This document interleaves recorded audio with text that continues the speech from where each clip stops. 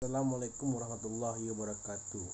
Perkenalkan, nama saya Rizky Wahyu Pratama, BP 210 22092, berasal dari kelas 3B D3 Teknik Sipil. Baiklah, saya sekali ini akan menjelaskan tentang sumber daya proyek.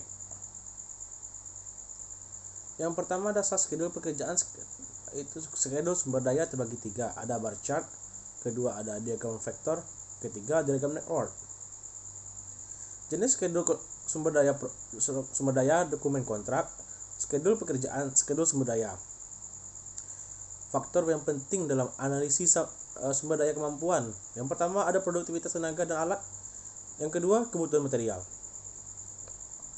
Selanjutnya produktivitas dan waste. Data kedua hal tersebut di atas perlu diketahui secara jelas. Untuk satu, mengetahui secara jelas tingkat kemampuan perusahaan dalam bidang efisiensi.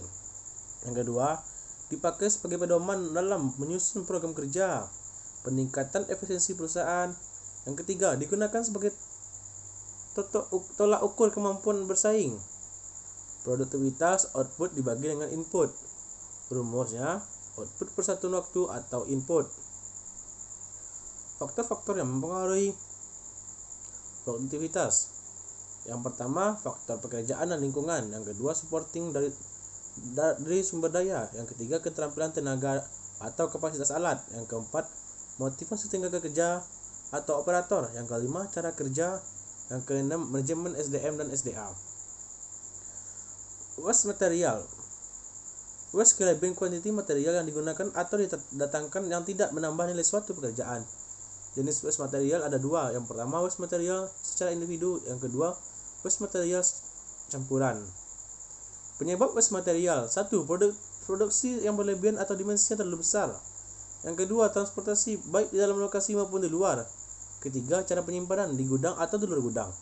Yang keempat, over quality. Yang kelima, persediaan yang berlebihan atau overstock. Yang keenam, penggantian atau perbaikan pekerjaan karena cacat atau tidak memenuhi persyaratan. Yang ketujuh, kehilangan baik yang belum dipasang maupun yang sudah dipasang. Kebutuhan sumber daya. 1. Produktivitas tenaga kerja secara individu atau Q1, di mana Q1 adalah kuantiti pekerjaan yang dapat diselesaikan per satuan waktu oleh satu tenaga. 2. Produktivitas tenaga kerja secara kelompok Q2, di mana Q2 adalah kuantiti pekerjaan yang dapat diselesaikan per satuan waktu oleh satu kelompok tenaga. Yang ketiga, faktor jumlah kebutuhan tenaga diperoleh dari produktivitas yang diperlukan dibagi dengan produktivitas yang ada atau kemampuan yang ada. Standar kualifikasi pekerjaan. Yang pertama, produktivitas tenaga kerja diukur dengan kuantiti pekerjaan yang dapat diselesaikan dengan memenuhi persyaratan mutu. Yang kedua, untuk persyaratan mutu, tenaga kerja tidak dapat diberikan spek begitu saja. 3 khusus untuk pekerjaan finishing yang memerlukan persyaratan mutu harus dapat ditunjukkan secara jelas, misal dengan mock-up. Yang keempat, untuk kualitas yang sifatnya dapat diukur, hasil kerja diuji dengan alat-alat, tes lab dan lain-lainnya. Selanjutnya, analisis sumber daya tenaga. Yang pertama, jumlah dan komposisi jenis tenaga yang diperlukan dalam penyelesaian suatu pekerjaan. Yang kedua, harga satuan upah borong dari pasar untuk pekerjaan tersebut. Yang ketiga, harga upah harian menurut pasar untuk tenaga kerja yang bersangkutan. Faktor-faktor yang mempengaruhi tenaga kerja. Yang pertama, keterampilan kerja. Yang kedua, motivasi tenaga kerja. Yang ketiga, cara kerja. Yang keempat, manajemen. Selanjutnya, pertimbangan pengadaan tenaga kerja. Yang pertama, kualitas tenaga kerja. Yang kedua, produktivitas tenaga kerja. Yang ketiga, harga borongan rupiah. Selanjutnya, kebutuhan sumber daya alat. Yang pertama, kapasitas alat. Yang kedua, produktivitas real alat. Ada dua macam, produktivitas individu alat. Yang kedua, produktivitas kelompok alat. Selanjutnya, kebutuhan sumber daya alat. 1. Untuk pekerjaan angkutan, maka produktivitas dipengaruhi oleh jarak angkut dan kecepatan alat angkut dalam bergerak.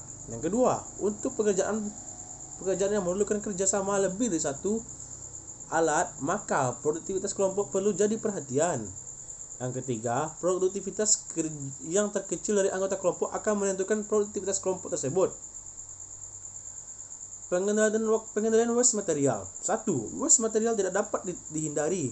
tetapi perlu dikendalikan. Yang kedua, tingkat waste yang dapat dikendalikan merupakan kemampuan dan personil atau organisasi. Yang ketiga, selayaknya harus ada kegiatan pengendalian agar kemampuan yang ada jadi meningkat.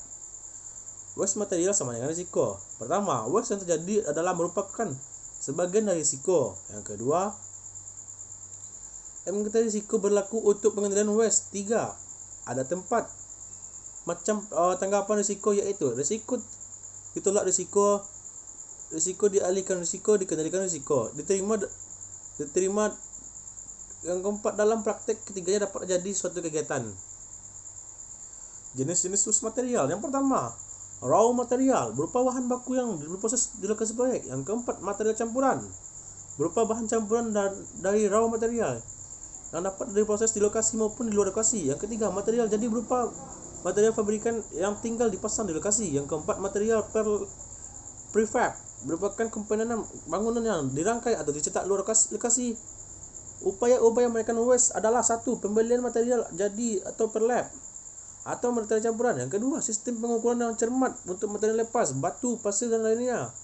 Yang ketiga, mengurangi intensitas perpindahan material. Yang keempat, meningkatkan sistem keamanan. Yang kelima, menunjukkan petugas yang memahami spek material. Resource allocation, suatu sistem yang mengatur jumlah sumber daya daripada suatu jaringan kerja proyek sehingga proyek dapat diselesaikan dengan sumber daya yang tersedia sesuai waktu yang ditetapkan.